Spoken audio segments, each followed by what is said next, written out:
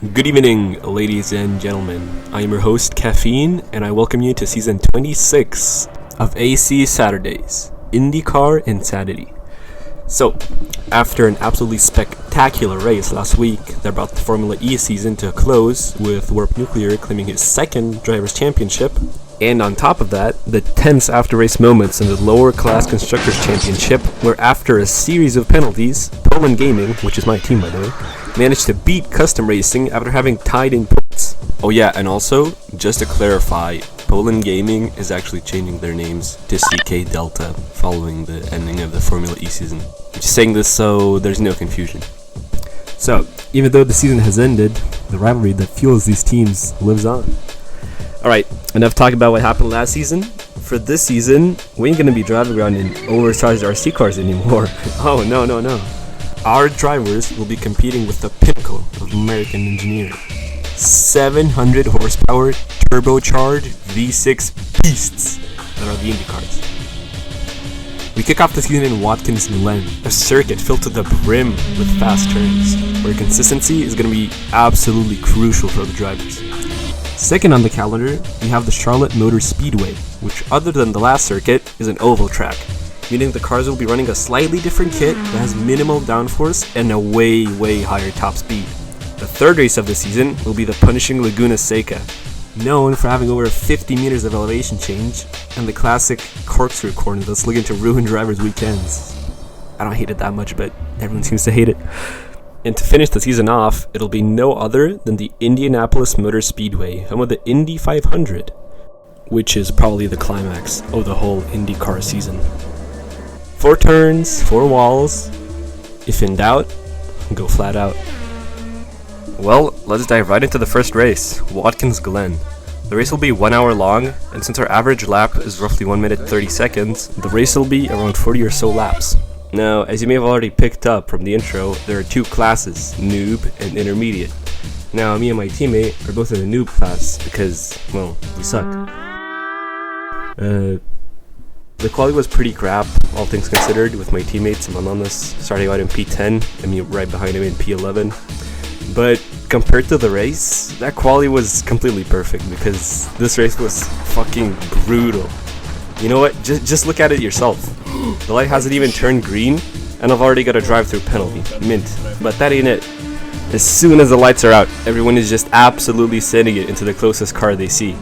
People are spinning out. It's insane. Look, this guy's doing donuts. Like, what? And that wasn't even turn 1. All the intermediates drive by, clean, can't deny. Ooh, or there I go. That one might have been my fault, I'm not even gonna lie. Arne then proceeds to pass this guy by 2 centimeters apparently, and Thunder Froggy is still on the starting straight, somehow. Oh man, I sure hope I don't have an accident with him later in the race. After that brutal of a start, I was still right behind my teammate, whose whole car was like a pile of mashed potatoes with a sideways rear wing, and also broken brakes, which I saw firsthand as he brake checked the shit out of me, ending up in us both getting even more damage to our already crippled cars. Obviously, I had to pit that same lap to fix the stupid suspension, but I also still had a drive-through penalty, which means that in this race, that we plan to have 2 stops, like in the whole race, I was gonna need to do 2 stops in the first 2 laps of the whole 1 hour race. But we didn't give up. As I was making leg positions and fighting for P14, my teammate was unlapping himself and saw Samarth completely lift off on the last turn. Man, at least the pit lane is right there for him. And then, 3 laps after my pit stop for broken suspension, barely 7 minutes into the race, I run into the fucking Grim Reaper of the race, Thunder Froggy. What the fuck? God's Thunder Froggy, oh my god! Yeah, my suspension is full cooked by the way. And unfortunately, this isn't even going to be the last time something like this happened with Froggy. The suspension damage wasn't that bad, and I was still up in P14, so I kept pushing. Meanwhile, Tete had an accident with a back marker in turn 3, and as Simonanos was driving past them, he managed to just barely clip the front wing of Tete and give himself suspension damage. Again. It's like a curse in the circuit, I swear. The next few laps didn't have much stuff worth mentioning, other than Froggy nearly taking out my teammate before he could even finish exiting the pit lane.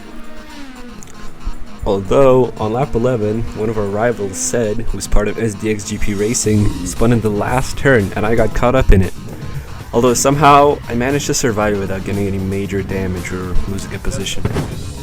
But that was short-lived, because only 2 laps later, I lost control of the car and just smashed it into the wall, which was the final straw for my car, making it just uncontrollable. Meaning I had to pit for the 5th time or something. But after that stop, man was I flying. And I was still in P13, so I had plenty of chances to get in front, especially with 40 minutes remaining. Everything is finally starting to look brighter for our team. Semenonis climbed positions all the way up to P14 behind me, nudging the Grim Reaper along the way. But that long 12 or so lap stint without any mistakes got ended pretty abruptly by Froggy, once again being laid across the apex of a corner, sending me rolling into the start-finish straight. And Semenonis' fate wasn't much different, as he got slimed on the main straight by Froggy, who started braking 150 meters early, giving my teammate suspension damage for the 8,000th time. But hey, at least he didn't lose a position. Man, come on. What are you doing, Sani? Ne, aš tikrai Sani nepitinsiu. Važiuosiu taip, nors ir time lūzinu. Tikrai neprapysiu vėl pozicijų, Sani. Not too long afterwards, I had an absolute brain fart moment. I was getting too cocky with my driving, and I was super thirsty. I thought that on the straight, I could drive with one hand and grab my bottle of water with the other. But you can see how well that turned out for me.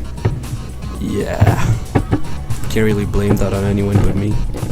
The crash brought me all the way down to P12, and by the time I rolled out of the pit lane, my teammate was up in P10, up from the very last place. So on the very last laps, while he was fighting for P9, I was fighting my car to stay on the track. And before we knew it, the race was over. The winner in the intermediate class was Kurt Sargent, followed up by Strielke, who qualified on pole, and P3, taken by Tete. Semenonis got knocked down in one position because of an after-race penalty given out by the stewards, so he ended up getting P11 and I stayed in P12, or P5 and P6 if you don't count the intermediate class. P1 in the noob class was taken by Anatoly Semenov, whose team, Custom Racing, was our main rival in last season's Constructors' Championship. Looking at the team standings, Custom Racing is currently number 1 with 29 points, followed up by CK Delta, which is mine and Semenonis' team, with 21 points. Our next stop, Charlotte Motor Speedway, with way higher speeds, and probably way more chaos as well. Well, I'm your host, Caffeine, and I want to thank everyone who stayed and watched till the end. See you all next week, hopefully with less pit stops. Bye!